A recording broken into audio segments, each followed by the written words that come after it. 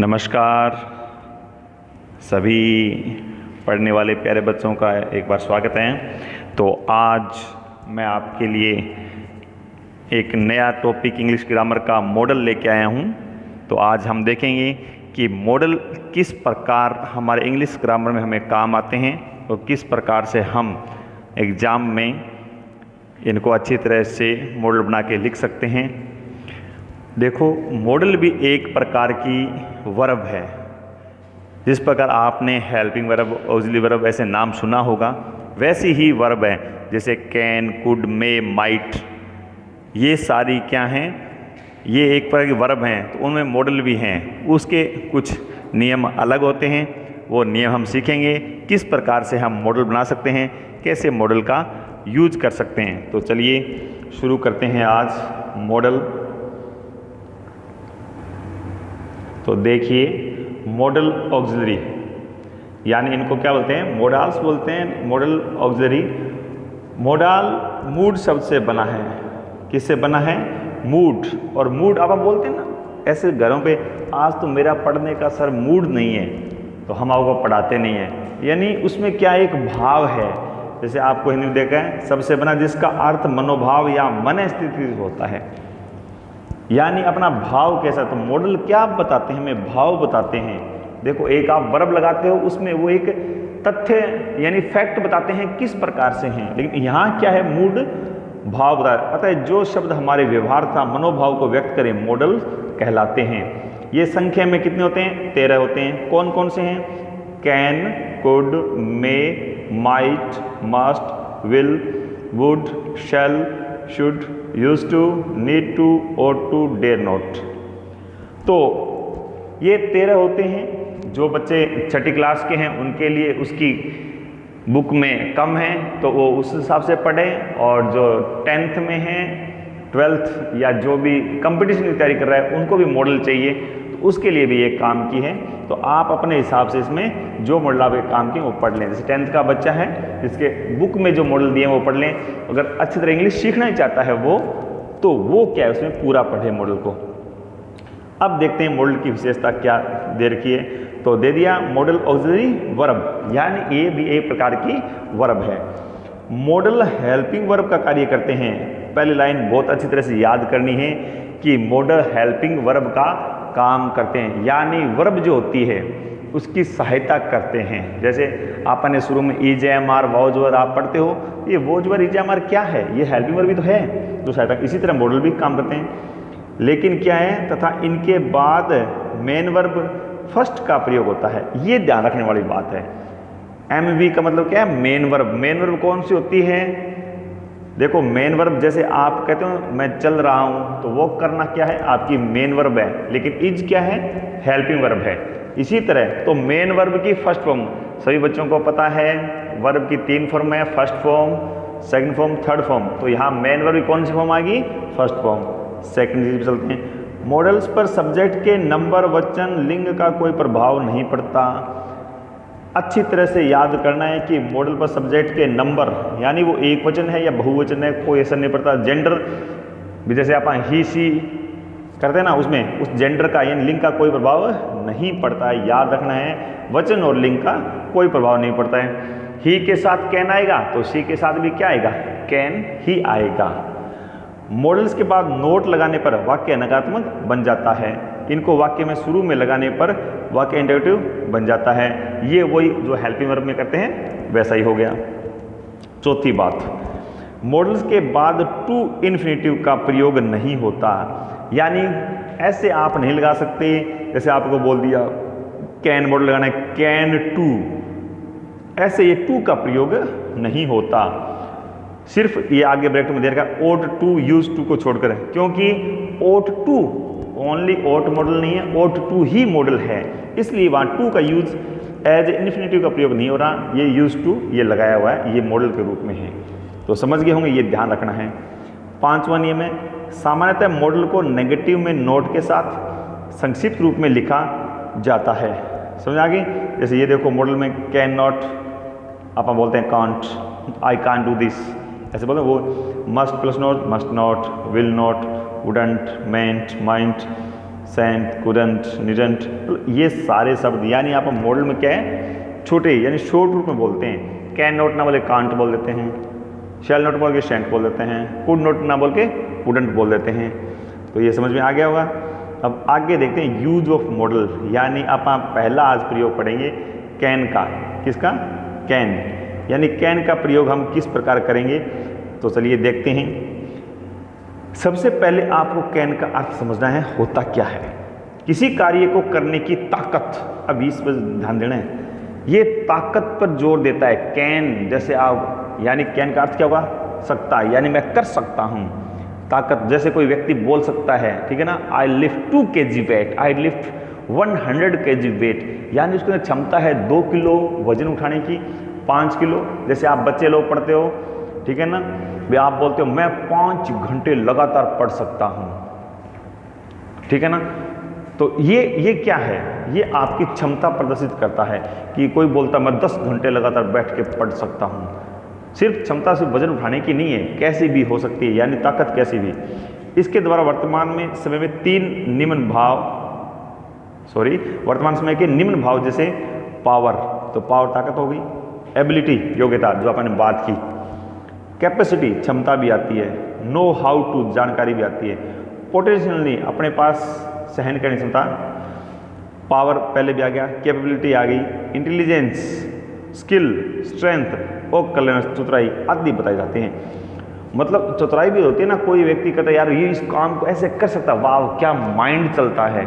तो mind blowing work करने वालों को भी कैन, यस आप बोलते हैं। जैसे क्लास में कोई ऐसा बच्चा होशियार होता है तो हम बोलते हैं ना यस, मतलब वो कर सकता है ये काम, ही कैन डू दिस। तो इसका मतलब क्या है कि वही प्रयोग इसका कर सकता है, हम कैन लगा सकते हैं उसके लिए कि उसका क्षमता है, और बच्चों में नहीं है फिर तब हम कैन का। जैसे पहला आई कैन लर्न इंग्लिश, ये एबिलिटी है उसकी, ठीक है ना। Every person is not speaking English, so we, यानी वो बोलता है वी नहीं आई, ठीक। आई कैन मतलब सिर्फ मैं बोल सकता हूँ, अलग कोई नहीं। एक क्लास के अंदर एक बच्चा बोलता है yes I can speak in English, I can speak English very fluently. तो ये क्या शब्द है? ये मतलब आपकी एबिलिटी दर्शा रहा है कि आपके अंदर योग्यता है कि आप इसको ऐसे कर सकते हो। आगे लिया he can lift the box, ये कैपेसिटी है, उसको वजन उठाने की क्षमता। लिफ्ट यानी उठाना, बॉक्स उठा रहा है, बॉक्स अब 1000 टन का है, 1 किलो का है, कैसा भी हो सकता है, तो कैपेसिटी आती है उसमें। I can not maintain A car, इसके ये एब्सेंस ऑफ कैपेसिटी है कि कोई कार को आप मेंटेन नहीं कर सकते, क्योंकि कार को लाने के लिए उसको खर्चा भी लगता है, तो उस कार को मेंटेन नहीं कर सकते। तो क्या है? एब्सेंस ऑफ कैपेसिटी, यानी उसकी कैपेसिटी नहीं है बिल्कुल भी, नेगेटिव आ गया। आगे ए डम्ब कैन नॉट स्पीक, यानी अब गूंगे बहरे होते हैं उनको लिए डम्ब शब्द लगाता है, तो वो क्या है? अब बहरा व्यक्ति क्या बोलेगा? इसके पास कैपेसिटी है लेकिन ये नेगेटिव कैपेसिटी आ गई कि डम्ब के पास नहीं होती। सी कैन सिंग एंड डांस, तो वह गा सकता है, डांस भी कर सकता है, तो ये एबिलिटी आ गई उसकी। He can repair A radio, ये क्या? नो हाउ टू, आपने पढ़ा ना ऊपर, नो हाउ टू, ये यही है नो हाउ टू, यानी वह जानता है। ये भी उसकी क्या है? एक पर कैन का प्रयोग होगा कि कैन रिपेयर ए रेडियो। क्या हर व्यक्ति रेडियो को रिपेयर कर सकता है? क्या मोबाइल हर व्यक्ति को चलाना आता है? चलाना आता है तो क्या उसको सिर्फ बात करनी आती है या फंक्शन आते हैं क्या? ये उसकी कैपेसिटी है। ये कैन का प्रयोग किया जाता है। समझ में आ गई सभी को? भी आपको तब तक कैन का प्रयोग नहीं कर सकते जब तक आप उस सेंटेंस के अंदर उसकी एबिलिटी, कैपेसिटी ये पता नहीं हो। तो उसके लिए आपको मैंने शुरू में आपको 2 चीज़ बताई थी, वोकेबलरी, वर्ड मीनिंग आपको पढ़ना बहुत ज़रूरी है। अभी मेरे पास थोड़ा समय कम है, इसलिए मैं सिर्फ आपकी मॉडल वोकेबलरी फिर आपके पास स्टार्ट करूँगा कि आप रोजाना 10 वर्ड मीनिंग आप सीखो उससे। मेरी क्लास से 10 मिनट में 10 वर्ड मीनिंग आप सीख जाओगे। 10 मिनट वीडियो देखना बड़ी बात नहीं होती, नोट करो, देखो, जो आपके काम आते हैं वो सारे वर्ड मीनिंग देखो, सोच के देखो कि अगर एक दिन में आप 10 वर्ड मीनिंग, और मुझे लगता है कोई बच्चे के लिए मुश्किल नहीं है 10, लेकिन महीने कितने हो गए? 300, और साल में 300 × 365 यानी 10,000 से भी क्रॉस हो जाएंगे। तो आप सोच लो कि कैपेसिटी है वो ऐसे बढ़ती है जब हम एक एक चीज़ लेके चलते हैं। शुरुआत करें आप। अब आगे पढ़ेंगे दूसरा, आज थोड़ा पढ़ लेते हैं कुड का प्रयोग। तो कुड में क्या लगाया हुआ है देखिए, कुड कैन का पास्ट होता है, तो आप ये समझ गए होंगे कुड क्या होता है, कैन का पास्ट होता है। तो कुड में क्या चीज़ है ऐसी भी, कैन से कुड समझ आ गई ना भी, कैन प्रेजेंट में है, मेरे पास ऐसा मैं कर सकता हूँ, यानी अभी मैं ऐसा कर सकता हूँ। मैं अभी I learn English, I speak English, ठीक है, I eat English, all are things I do in English, these are things of the capacity. तो ये सारी चीज़ें किस में है, कैन में। बट पास्ट में आई कर सकता था, ऐसे कर, अब हम बोलते हैं ना समय बीतने के बाद में सचिन तेंदुलकर शतक लगा सकता था, सचिन तेंदुलकर कुड, तो वो उस कुड का मतलब क्या हो जाएगा, सचिन तेंदुलकर जो कुड है उसका मतलब क्या, पास्ट में आप ऐसे बोलते हो, ठीक है ना। तो वो सेंचुरी, तो वो चीज़ क्या है, वो सेंचुरी बनाने का जो आप बोल रहे हो ना, वो कुड लगाया तो इसका मतलब वो बना सकता था। और अगर आपने Sachin Tendulkar can make a century, तो कैन का मतलब हो गया उसके अंदर क्षमता है सेंचुरी बनाने की, या क्षमता है डबल सेंचुरी। तो ये क्या है, Rohit Sharma can make double century, तो ये क्या है, उसकी क्षमता किसकी है, वो प्रेजेंट की है, और कुड लगा दिया तो पास्ट की है। तो देखिए कुड कैन का पास्ट होता है, ये आपको याद रखना है। इसका प्रयोग कंडीशनल और इनडायरेक्ट नरेशन यानी डायरेक्ट इनडायरेक्ट में पढ़ा चुका हूँ आपको, वो भी इनडायरेक्ट में, डायरेक्ट नहीं। डायरेक्ट में क्या आएगा आपको याद है, ही सेड, फिर कॉमा वो आएगा, और इनडायरेक्ट में he told me he is a good boy. तो मतलब वो वाला इनडायरेक्ट वाक्यों में कैन के पास्ट का प्रयोग किया जाता है। इसके अलावा past power, ability, capacity, know how to, मतलब सेम चीज़ें हैं वो पास्ट के लिए की जाती हैं। जैसे देखो ये एग्जांपल देखते हैं अभी अपन, when I was young I could lift a bag of 100 kilo, मतलब कैपेसिटी थी कभी, अभी नहीं है। व्हेन आई वॉज यंग यानी मैं जब जवान था तो मैं इतना वजन उठा लेता था, कितना, ए बैग ऑफ 100 किलो यानी 100 किलो का थैला है वो मैं उठा लेता था। तो ये अभी आपने पढ़ा था, अगर ये कैन से बनता तो कैन से बने व्हेन आई वाज यंग, ये मतलब पास्ट की बात बताता नहीं, बोला मैं जवान था, अब मैं बूढ़ा हो गया, ठीक है, now I am 80 years old, so I could not lift a bag of 100 kilo, but when I was young I could lift a bag of 100 kilo. These are the capacity of past but not in present. Okay, तो I could, next देखते हैं, I could speak French when I was 20 years old, ये नहीं possibility कि मैं आई could speak French यानी मैं French बोल सकता था, व्हेन कब, जब आई वाज 20 years old, जब मैं 20 साल का था। तो ये एपिसिटी की, तो आपको कैन और कुड में अगर समझ में आ गया हो तो मुझे लगता है बहुत अच्छा होगा। आप इसे कैसे भी लिखते हो, लेकिन नीचे एक नोट लगा दी, ये सबसे इंपॉर्टेंट बात है। साधारणतः कुड का पास्ट में प्रयोग करते हैं, परंतु यह पोलाइट रिक्वेस्ट को व्यक्त करने के लिए प्रेजेंट का बोध करता है। कुड यू हेल्प मी, ये स्पेशल चीज़ है, ये सिर्फ स्पीकिंग में आता है।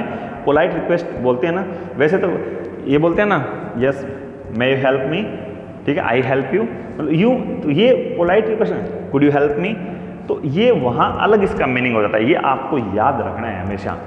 ये जो नोट होता है ना, यहीं तो प्रश्न बनते हैं, यहीं अपन खो जाते हैं। तो मुझे लगता है आप सभी बच्चों को कैन और कुड का प्रयोग अच्छी तरह से समझ में आ गया होगा। यानी कुड का प्रयोग आए तो आपको पता है 2 सेंटेंस आएंगे पक्का निश्चित, और वहाँ सिर्फ कैन में 1 आएगा। सेंटेंस सबसे सिंपल पहचान है ये। और फिर उसके बाद में क्या है, आपको वर्ड पावर बढ़ाओ, वर्ड मीनिंग आपको आने चाहिए, उससे आप सीख सकते हो। तो आज घर पे आप कैन कुड के जितने भी आपके बुक में जितने भी वर्ड मीनिंग हैं या जितने भी सेंटेंस हैं कैन से संबंधित हैं, उनको उठाओ। उन ज़्यादा नहीं लिखना, मैं कहता हूँ कम से कम 10 ऐसे वर्ड मीनिंग या 10 ऐसे लाइनें लिखो जिसमें कैन का प्रयोग हुआ है। आपके पास 10th के बच्चे हैं, उनके सभी के पास उनकी बुक है इंग्लिश की। 10th की नहीं है तो मैं कहता हूँ 9th की उठा लो, वे कौन सी भी क्लास की उठा लो। आपको सिर्फ ये देखना है जो इंग्लिश का लेसन है कोई, उसमें कैन का प्रयोग कहाँ कहाँ हुआ है, कुड का प्रयोग कहाँ, वो लाइन उठा के देखो क्या उसमें उस मॉडल का प्रयोग सही हो रहा है, तो आपको ये प्रयोग करना आ जाएगा। तो आज के लिए बेटा इतना ही। कल हम फिर आगे पढ़ेंगे कैन कुड के बाद में जो अपन सीख रहे हैं मे माइट, जो भी आगे चलेगा। तो मॉडल 13 हैं, पूर्ण रूप से मॉडल 13 हैं, वो उनको आप सीख पाओगे।